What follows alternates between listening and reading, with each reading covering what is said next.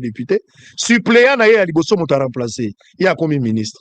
Bah dans la besoin ba immunité na yete pour balandela ye. Mais ba koki kosenga lokola esenga maki na Assemblée nationale. Biso so monaki cour ya cassation procureur wazali kolanda ye kolandela ye asenga ki réquisitoire na makambo yo babandaki kolandela ye na makambo boyoki ya mbongo etamboli ya. Tozotala likambo ndenge nini yango ekosuka. Na boyo kotia ba commentaire na kati. Tango bakendaki na Assemblée nationale bakendaki kosenga kaka autorisation ya instruction.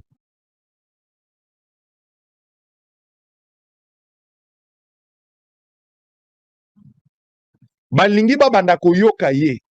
Mais po bayoka ye sengeli Assemblée apesa bango na kati ya commission wana bayoki moto azali kofunda Mutamba. Bayoki aza kolandela ye. Bayoki pe Mutamba ye moko ministre ya justice.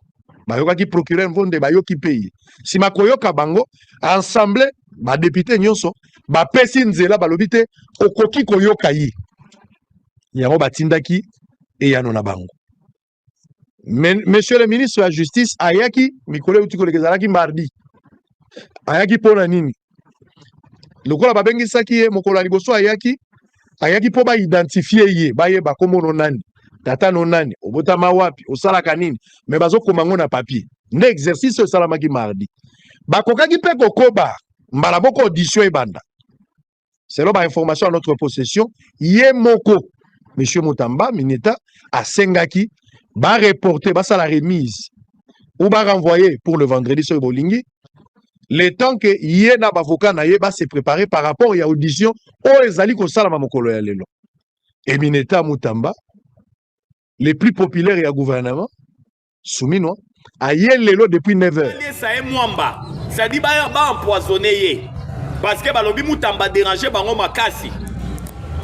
Yango to sengi na tata mokonzi ekolo Fachi Beto étant donné que Yondo Zali magistrat suprême au quota likambo ya dosta Mutamba parce que c'est vraiment important pour ne pas s'éterniser na matali justice au Bible le biete la justice élève une nation.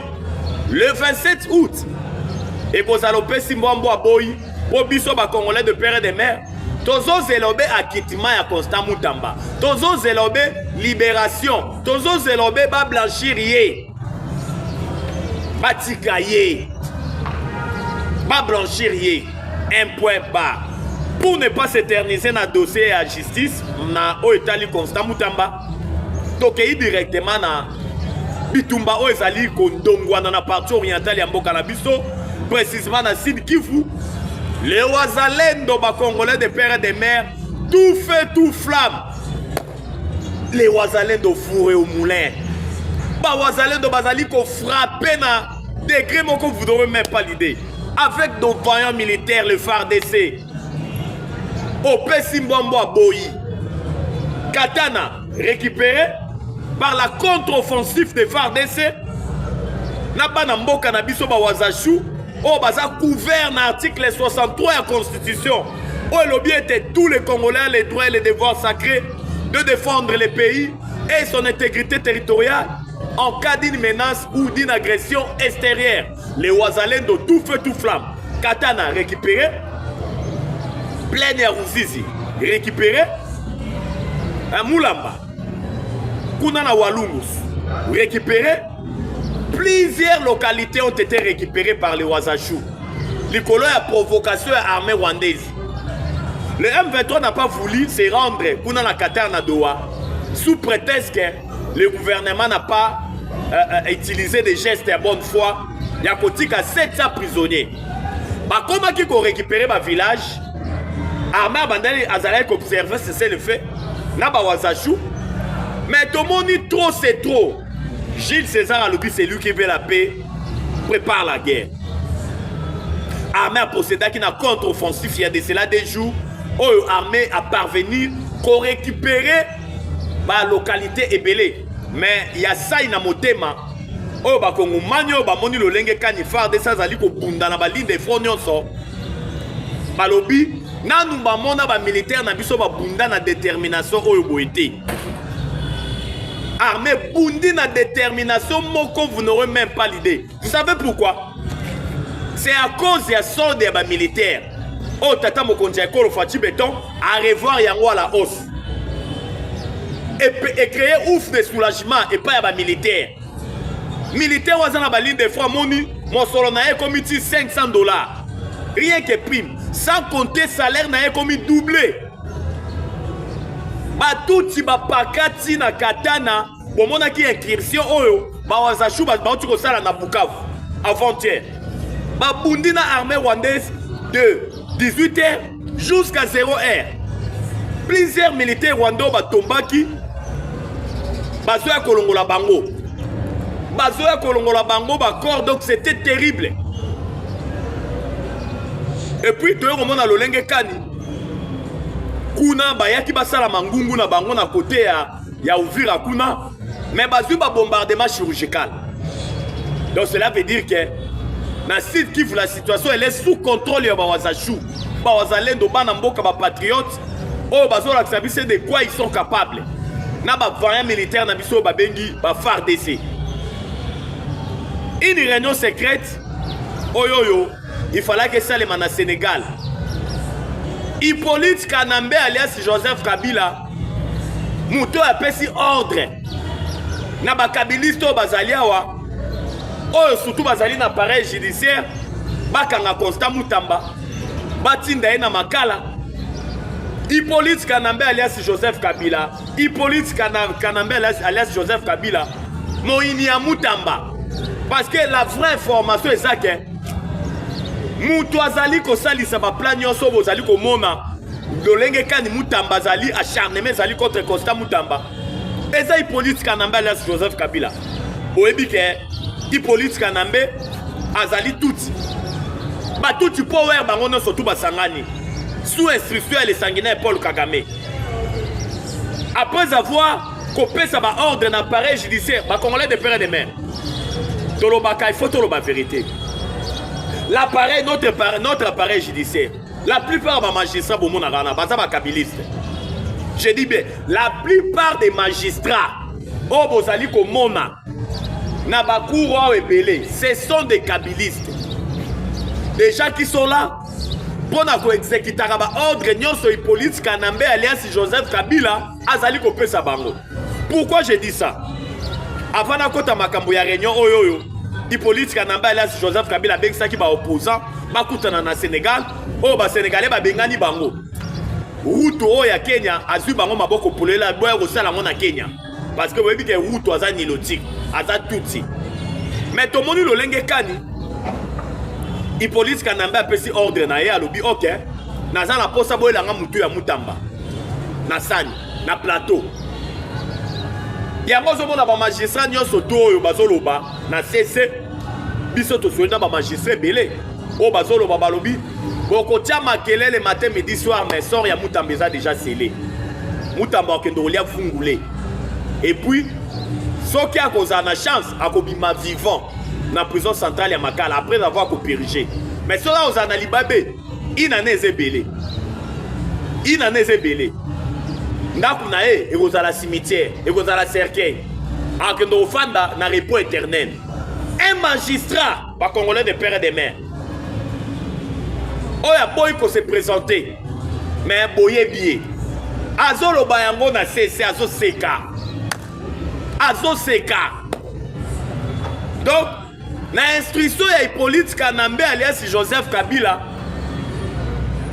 obaye po ba faire couler Mutamba ekosimba te yango tomoni lolenge kani Hippolyte Kanambe balingaki ba tenir réunion na Sénégal ba Sénégalais ba bengani bango balobi soki boya bokomona ba memi réunion na mena na Kenya oyo Kenya ba nilotique ba autoriser bango ba bibo sala na Kenya nyonso toi non vous savez pourquoi? Parce que plusieurs titres miniers gouvernement congolais au botola zoka ndembo kanabiso Congo ezalaka nango bilanga Congo ezalaka bilanga ya ba pays belé africain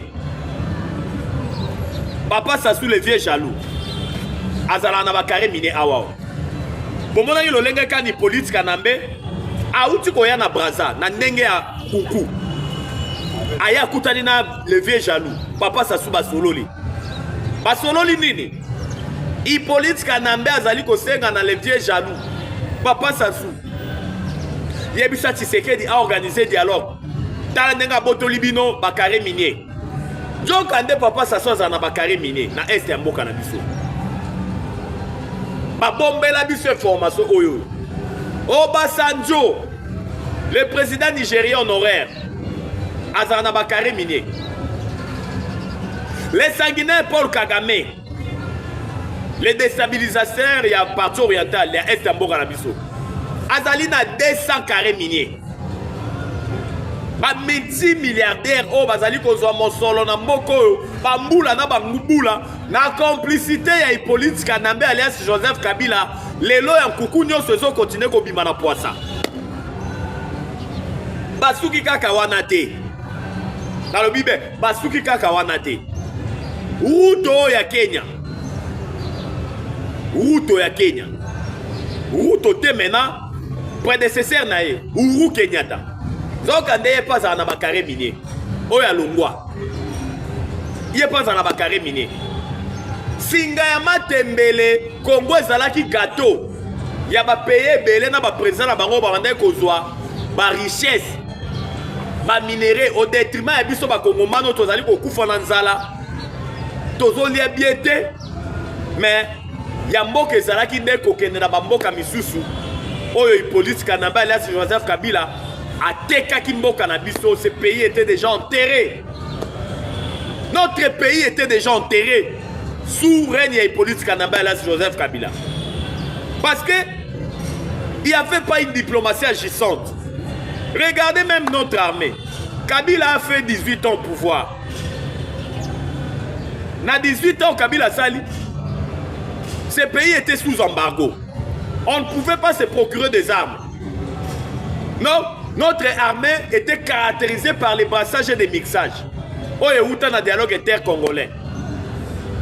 Yango bomoni, na en complicité na basango. Oh, basali kolombe la pacte social.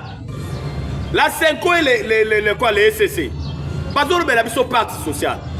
Mais ceux qui ont le pacte social, on a ba Congolais de père et de mère. Mille part.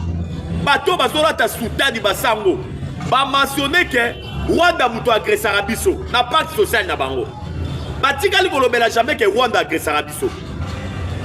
Mais vous êtes des Congolais ou bien vous êtes des étrangers. Bino bato bozali kolata bazambala bino bato babengi bino basango tomoni na Rwanda wa cardinal ya Rwanda na kombo ya Antoine azolo bango bia lobi Masisi na Rutshuru ezalaka na Rwanda. Conférence à Berlin et Qatar à frontière bientôt. Masisi na retour ezala na Rwanda. Mais au moni cardinal Nabiso Tobengi na Komboya, le centre africain Mbongo, le cardinal le plus médiocre que notre pays n'a jamais connu. Ake kokumisa le sanguinaire Paul Kagame kuna na kati ya Rwanda. Koloba ete Kagame oza modèle. Kagame yo l'équipe a président nyonso. Rwanda batu bakufi mingi. Rwanda ils ont mérité compassion na biso. Rwanda ezali ville la plus propre. Cardinal Ambongo, le plus médiocre ya ba cardinal nyonso Congo to connaîtra. Yoka nenga ke kokumisa le sanguinaire Paul Kagame. Omoni e pas zongi awawa basimbi ete. Ngala tuna la question moko.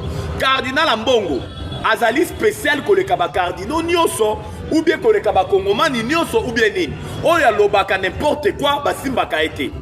Biloko les alaka na Congo, so tamboli na ba pays africain. Tu ne verras jamais un cardinal aussi mixé na makambo politique, qu'on lancera souvent ba invectif, à propos toujours dégradant à l'égard du pouvoir. Mais tu verras ça seulement ici au Congo.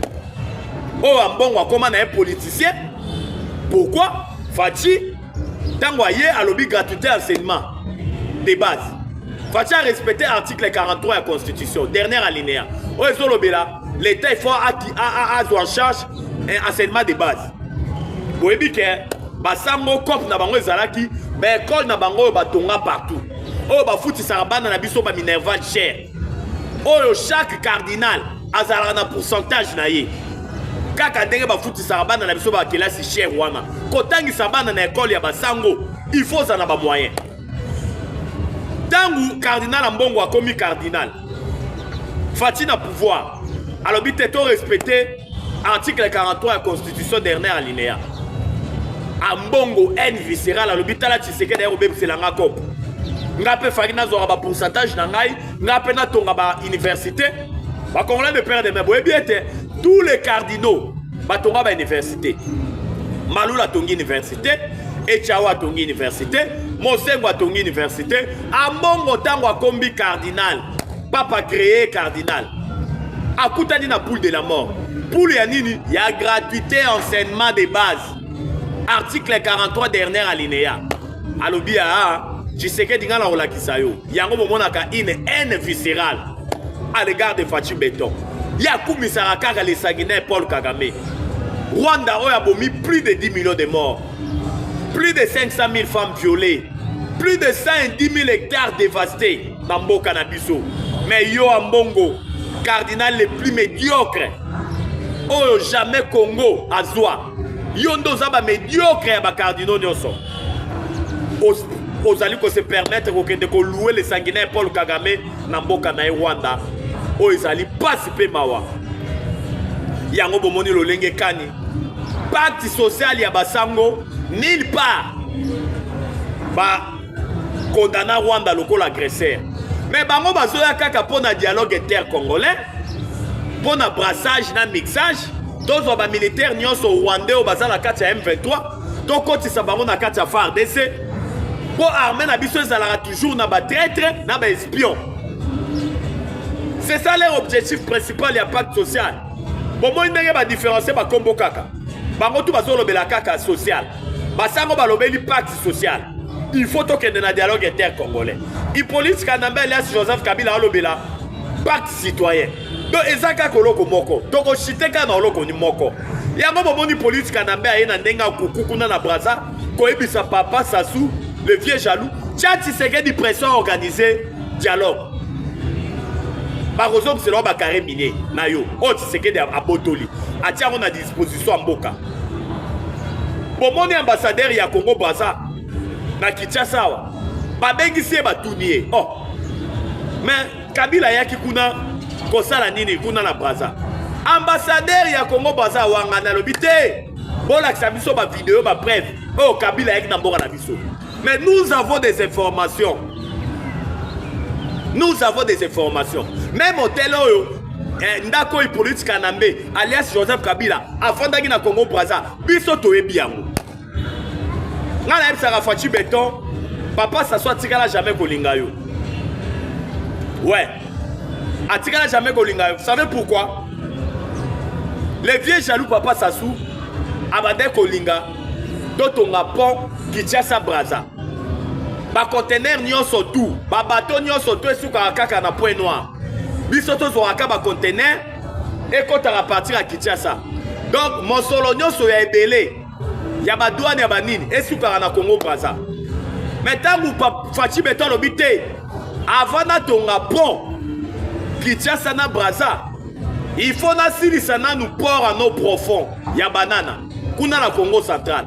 Soki na silisi yango ndenda koya ko pont entre Congo Braza na Congo Kinshasa partir à Kichuka. Ça soit tala lobia Tshisekedi ngala olakisa ye. Yango bomonaka haine viscérale wana. Oh le vieux jaloux papa Sassou azalaka na yango à l'égard ya Fachi Beton. Yango to senga na Fachi Beton. Tata mokonzi ekolo Fachi Beton, vigilance ezala toujours au rendez-vous. Parce que ba inina ba ze belé malgré bazali ko échouer na ba agenda caché nyonso na ba plan tout, mais bazana nuka ke belé zala pesa vigilant.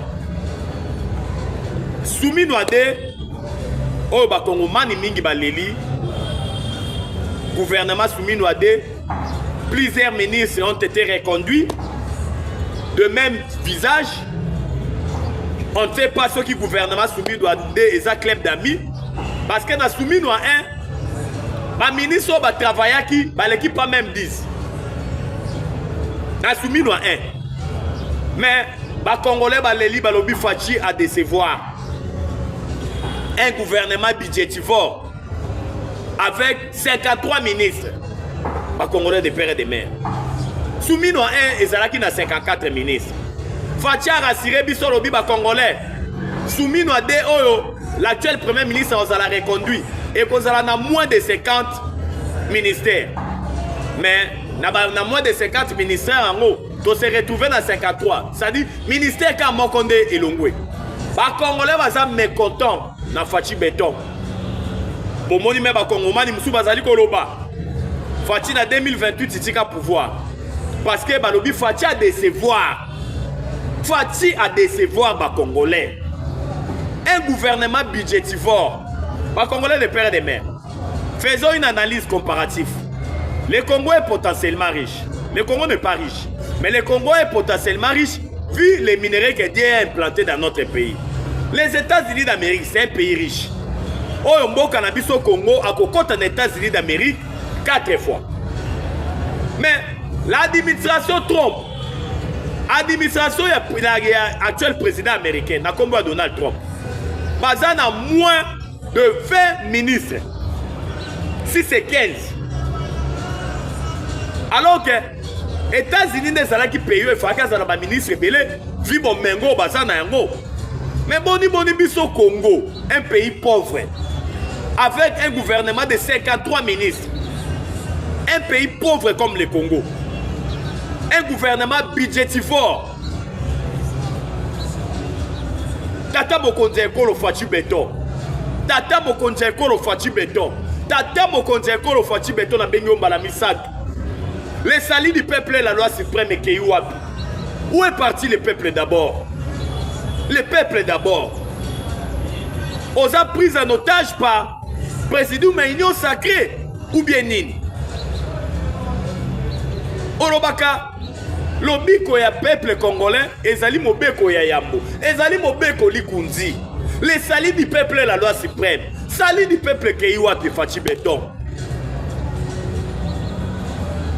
Et puis si ba Kongomani pasi komona lolenge kani ba même ministre o ba sala ki musala malonga te oyo ba participer ki na ba détournement ba zongi si bango kaka na gouvernement Soumino Ade ba sali bango ka ba permutation oyo azala ki na tourisme ba tindi oyo azala ki na environnement ba tindi kuna na social oyo azala ki na affaires étrangères ba tindi boye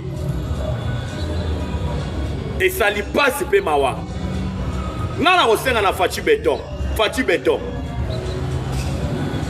Ceux qui ont vraiment les salis du peuple et la loi suprême.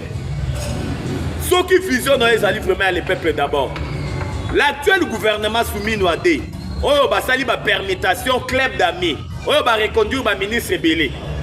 Dissoudre le gouvernement avant fin de l'année. Dissoudre un mot. Parce qu'on pressent que rien de bon ne pourra sortir de ce gouvernement. Il y a malongé koyate, kobimate.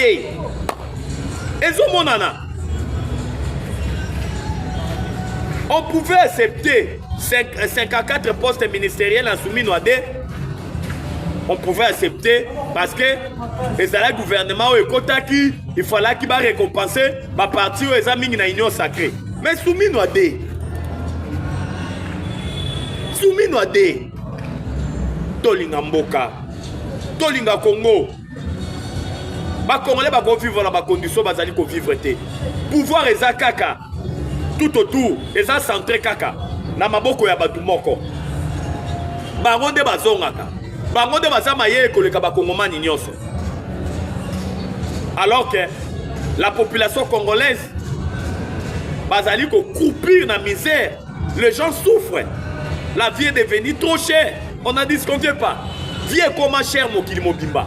Mais ya bakongomani eleki. Eleki Fachi Béton Zonga Sima Zongi Sama et Sima On s'est entouré par des flatteurs. Na bateau ba na vision ko bongisa mboka te bateau ba li positionnement pour bateau ni sa ba poche na bango. Yango biso tozali ko interpeller eux attaque Kongomani ya Yambo. Vous devez ouvrir les bons. Le peuple d'abord, il faut à la réalité, à la fiction T. On a pris en otage par le président de l'Union sacrée. Bon, et puis que la chaîne a mis ce zali Kambongonga, il y a pour le bezala qui est belé, mais dans les alliés pour permettre de développer le sujet Moussou. Pour dans l'autre Soukiawa, tokoya mukolo alobi kolakisa bino lolenge kani mboka elalaki mboka elamukaki mpo tolobaka mpo na bolingo ya Congo tokokanga monoko te car le Congo c'est le pays de nos aïeux. Le Congo c'est notre dénominateur commun tobotama ba Congolais tokokufa ba Congolais. Numéro na biso ezali plus 243 89 77 525 44.